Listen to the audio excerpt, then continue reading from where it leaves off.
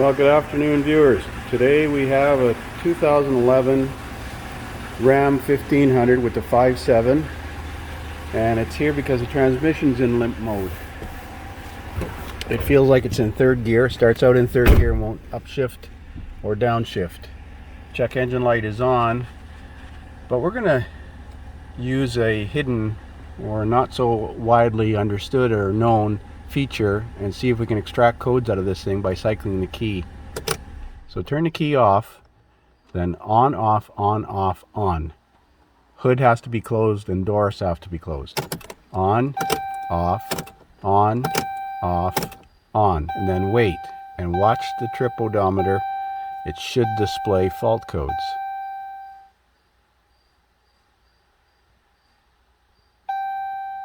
Oil change due. It's not going to do it. Let's try it again.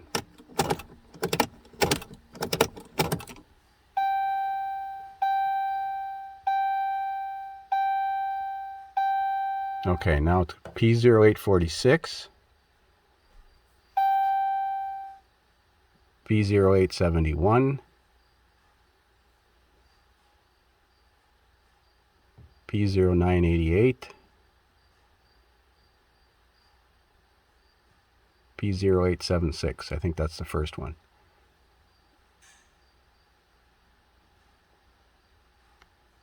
And now it displays done. So most Chrysler products have had that feature since the early 80s with the advent of fuel injection. Cycle the key 3 times. On, off, on, off, on. You should get codes out of it. See the 5 bars, P0846, 871,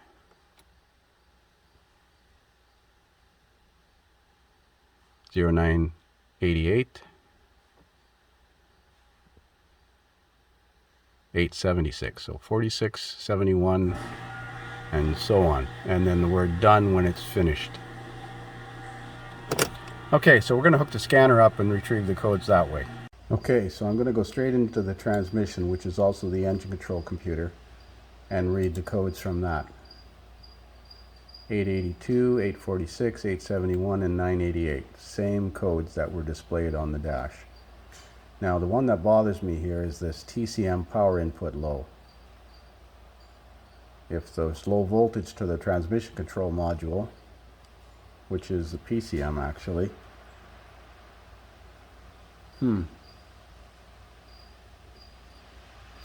SureTrack is suggesting the solenoid pack is the most common issue for that.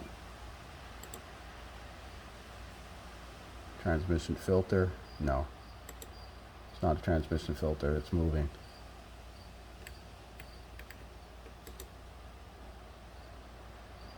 So, what's this suggest? Shift solenoids. Well, let's have a look at what generates this P0882 code. I'm going to go right into the Snap-on troubleshooter. Oh, what tranny's in this thing? I know I've worked on it before. Well, according to this information, if it had a 3.7, it would be a 42 RLE, but if it has the 4.7 or 5.7, it's a 545 RFE. So we're going to go back to this 545 RFE. 545 rear wheel drive.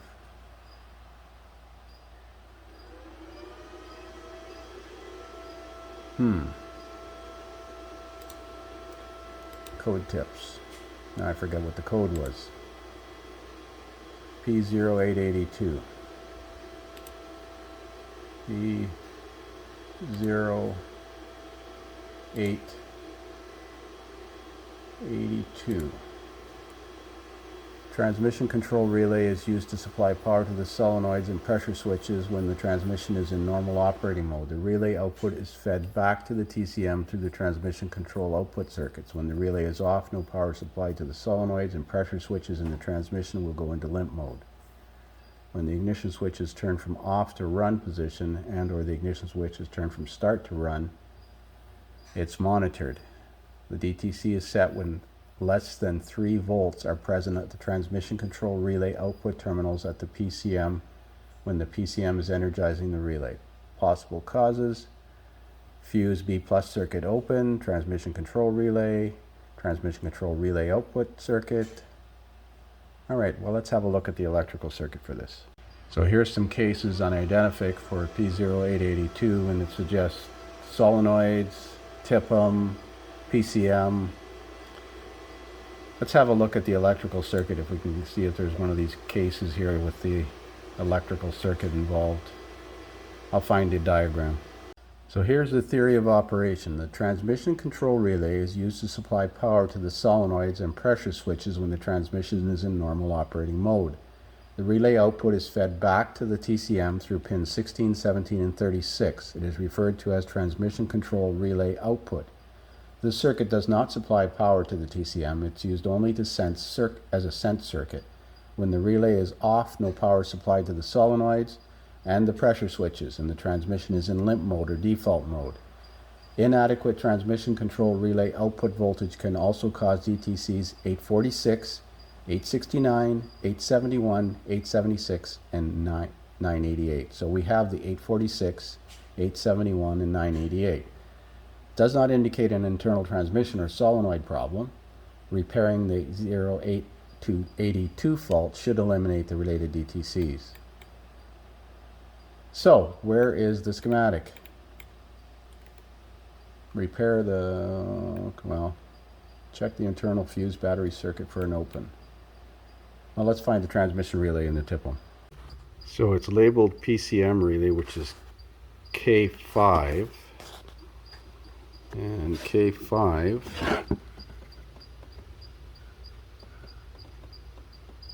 for K5 is that one, which theoretically would be this relay right here. So we're going to pull this relay out and put a relay jumper in place. Key is on, but I don't feel that relay turning on. But mind you, it may not turn it on constantly. That's Chrysler's MO. So we're going to put a relay jumper in there. Put the relay jumper in yet, but pin 30 on this relay, which is this pin right here,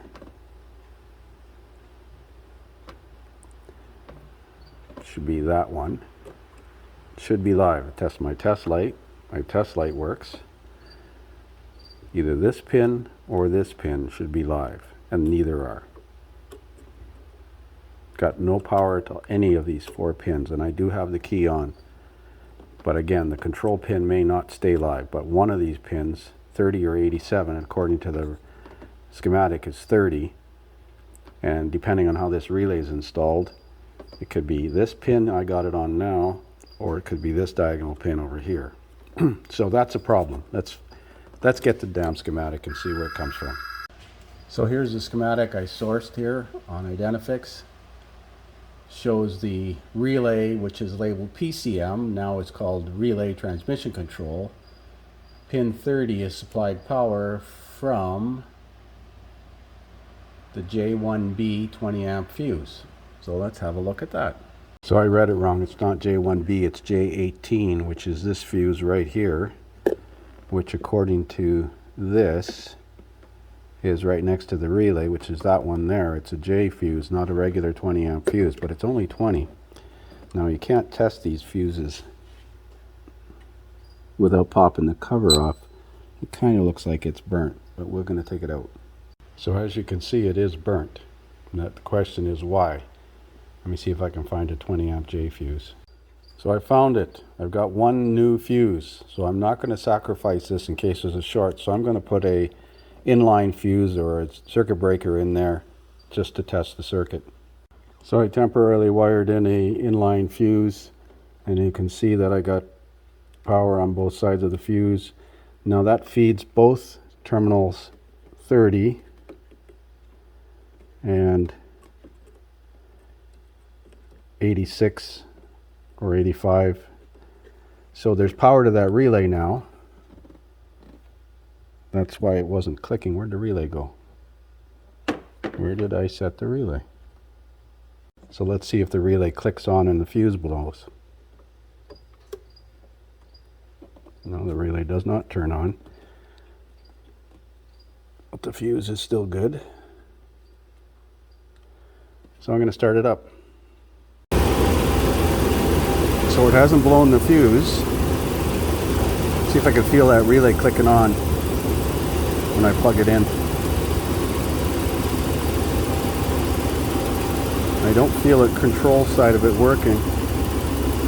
Well, let's try clearing the code and see if it comes back.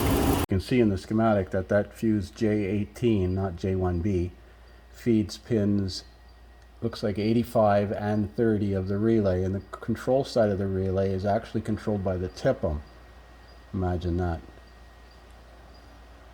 Okay, well, let's clear the codes out of it. Got the key on, engine off. Let's get rid of this notification. Clear codes. Are you sure? And let's see if it's back. No codes present. But we'll start it up and see if the codes come back.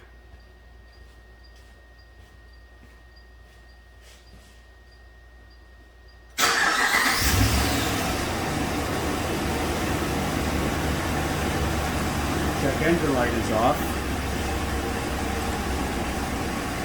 No codes. Before they came back as soon as I cleared them. I wonder if there's any data in the transmission side of the control computer that shows the voltage. Theoretically, that code should set if I remove that relay.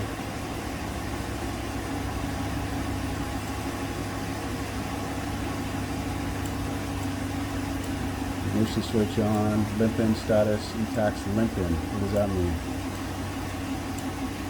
Present gear neutral. Open, closed, present gear, TPS voltage.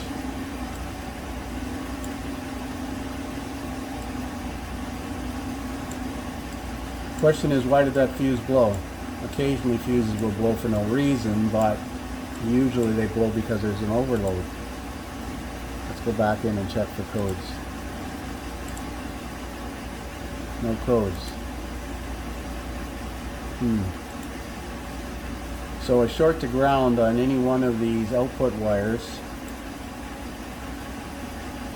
transmission control output, these three wires that feeds splice 125, I'm pretty sure it said that that relay feeds the solenoids in the transmission as well. Oh, what to do? Well, let's put I'm going to leave that temporary fuse in there and take it for a road test. Well, just came back from a road test. The transmission seems to work just fine. It says E-tax normal now. And it's shifting through all the gears properly. Don't imagine there's any codes, but we'll check just to be safe. No codes. Now the question remains, why did that fuse blow? I think it's wise if we put this thing up in the air and have a look at the wiring down to the transmission. The customer did report that they were driving the vehicle and hit something hit underneath the vehicle, but that was a couple days prior to this occurring. So we'll have a look visually and see if we can find anything before we put the 20 amp J fuse in. So just doing a visual underneath the truck, looking at the wiring harness on the transmission. I know this has had engine work done to it, so the harness may have been disturbed. Don't see anything misrouted, chafed. That's the connector on the transmission there with the purple lock right up here. Let's see, where is it? Right there. Anyways, that looks intact. I'm going to manipulate the wires up there and see if I see any chafing where it goes by the fuel lines. But if I can't find anything, we're just going to give it back to the customer and inform them where that 20 amp fuse is. Maybe give them a spare one and hope for the best. So that's the fuse that was blown.